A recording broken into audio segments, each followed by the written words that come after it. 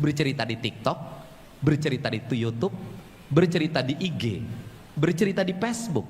Ceritakan apapun, tidak usah lagi ada kerja sama media. Dulu nggak ada gubernur dikenal sama anak umur 3 tahun. Hari ini gubernur sampai ngurus pada anak mau tidur. Transparansi itu adalah keterbukaan. Maka di era sekarang pemimpin hari ini bisa secara terbuka bercerita tentang apapun tanpa harus menggunakan biaya negara.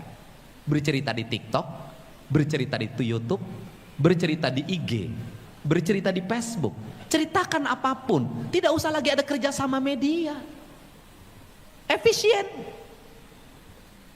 Dan hari ini misalnya, saya kalau cerita diri saya, kenapa orang sulit?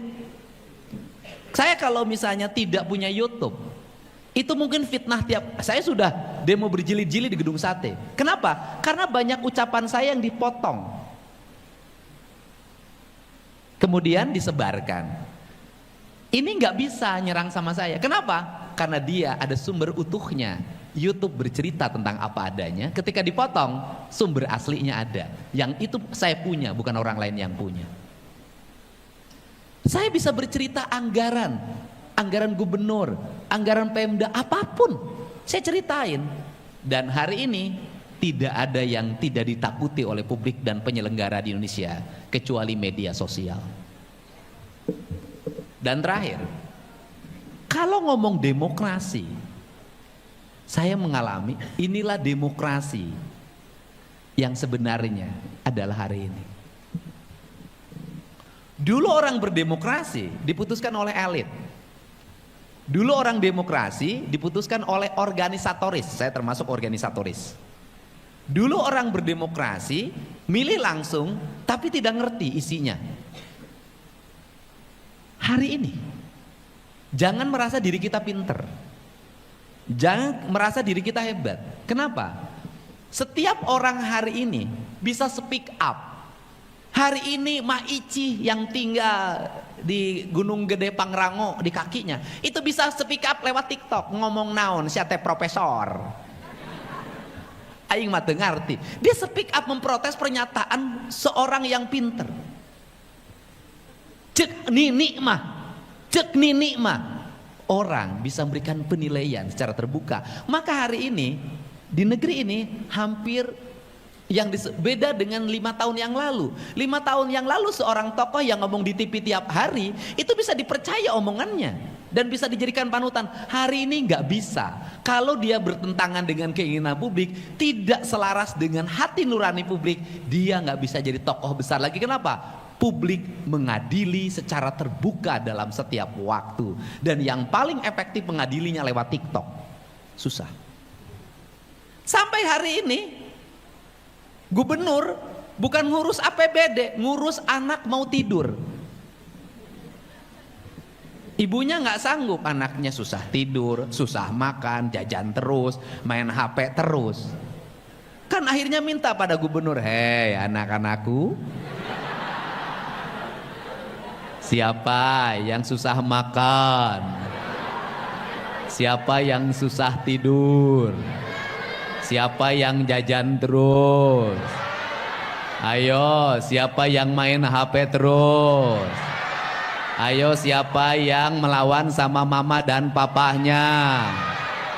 Nanti Pak Gubernur datang ya. Nanti dibawa ke barak.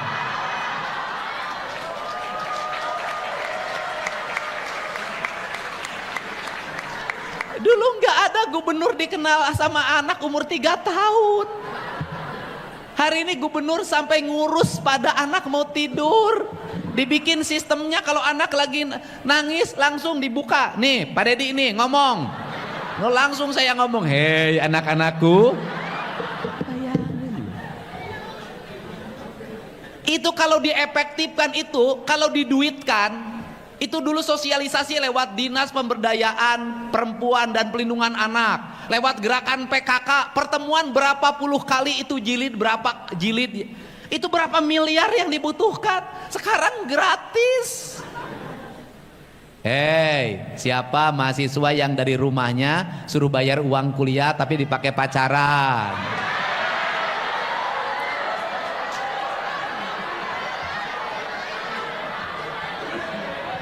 Ayo, siapa mahasiswa yang nongkrong di kafenya berjam-jam, berhari-hari, tapi uang kuliahnya nunggak? Ayo, siapa mahasiswa yang mobilnya baru, motornya baru, tapi uang kuliahnya nggak bayar? Ayo, siapa mahasiswa yang kalau ingin dapat nilai bagus deketin dosennya, pura-pura baik, sering berkunjung ke rumahnya bawa makanan? Boleh enggak? Ya boleh saja. Iyalah, jadi ya emang kita ini tergantung memanfaatkan situasi. Jadi saya mengucapkan terima kasih ya hari ini diundang ke sini. Ya, saya ceritanya itu saja buat mahasiswa. Proses komunikasi publiknya itu saja, ideologinya itu saja. Jadi saya nggak akan mau ngambil filsafat yang kejauhan dari Prancis, dari Jerman. Wah, kenapa Aki Udin juga dari dulu sudah seperti itu. Terakhir, apa yang menjadi penyebab ilmu pengetahuan di Indonesia itu tidak tumbuh dan berkembang menjadi rujukan pengetahuan? Problemnya satu, karena orang Sunda, orang Indonesia itu ikhlas. Ikhlas. Cing caring cing page kancing set saring set page iket itu pengetahuan. Siapa yang nulis? Cerita Lutung Kasarung itu pengetahuan, itu novel. Siapa yang nulis? Cerita Si Kabayan siapa yang nulis? Seluruh pengetahuan yang sangat luas itu dilahirkan oleh orang-orang ikhlas. Nah, bangsa kita itu diajarin untuk hidupnya tidak pernah mengakui terhadap apa yang dia miliki. Hidupnya tidak pernah mengakui terhadap apa yang dia ucapkan. Hidupnya tidak pernah mengakui terhadap apa yang dia lakukan. Karena mereka sudah bertuhan secara sempurna. Terima kasih. Allahumma muwaffiq ila aqwamit thoriq. Assalamualaikum warahmatullahi wabarakatuh. Sampurasun.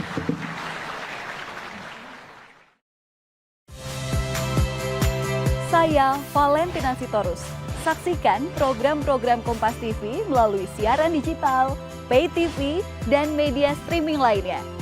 Kompas TV, independen, terpercaya.